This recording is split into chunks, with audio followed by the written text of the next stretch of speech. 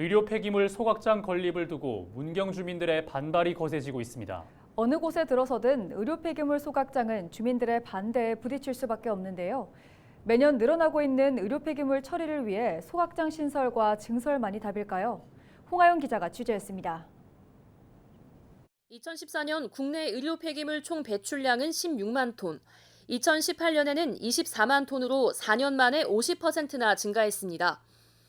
2020년에 20만 톤으로 잠깐 줄었는데 코로나19로 일반 환자가 줄고 배변을 처리하던 일회용 기저귀가 일반 폐기물로 전환됐기 때문입니다.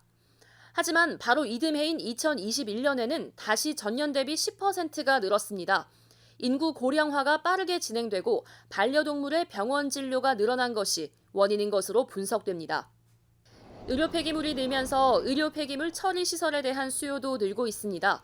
대표적인 처리 시설이 소각장인데 소각장 건립을 두고 전국 곳곳이 진통을 겪고 있습니다. 주민들이 반대하는 가장 큰 이유 중 하나는 다른 지역에서 온 의료 폐기물을 우리 지역에서 소각하는 것에 대한 거부감입니다. 영국의 의료 폐기물도 아닌 수도권 의료 폐기물이 문경에 유입된다는 것은 문경 시민의 백해무입니다.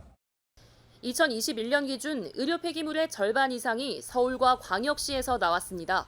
하지만 전국 14곳의 의료 폐기물 소각장 중 소각장이 있는 광역시는 부산과 울산, 광주뿐입니다.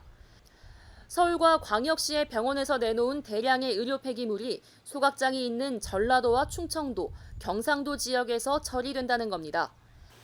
이동 과정에서의 감염 등 2차 피해뿐만 아니라 소각에 따른 주민 건강권 침해 우려로 주민들은 건립을 반대하고 있습니다. 간형성 폐기물들이 장거리 이동 과정에서 사고가 나서 주변을 오염시키거나 하면 더 큰 의료 사태가 발생하기 때문에 의료 폐기물을 장거리 이동하는 것은 맞지 않다라고 생각을 하고요.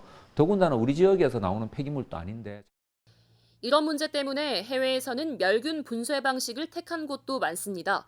의료 폐기물을 모아서 분쇄해 부피를 줄이고 고온으로 소독하는 겁니다. 이렇게 처리된 의료 폐기물은 일반 소각장에서도 처리할 수 있습니다. 우리나라에서는 대형 병원 4곳만 이 방식을 도입했습니다. 처리 능력이 시간당 100kg 이상이 돼야 한다는 규정 때문에 중소규모의 병원이 도입하기는 쉽지 않기 때문입니다. 비용이라든지 또는 공간 때문에 도입하기가 좀 쉽지 않은 부분은 사실이거든요. 1시간에 100kg면 어마어마하게 커야 돼요. 큰 교회 예배당만 해야 돼요. 너무 대용량만 돼 있고 소용량이 허가가 안 돼서 우리나라 법제가 바뀌어야 돼요.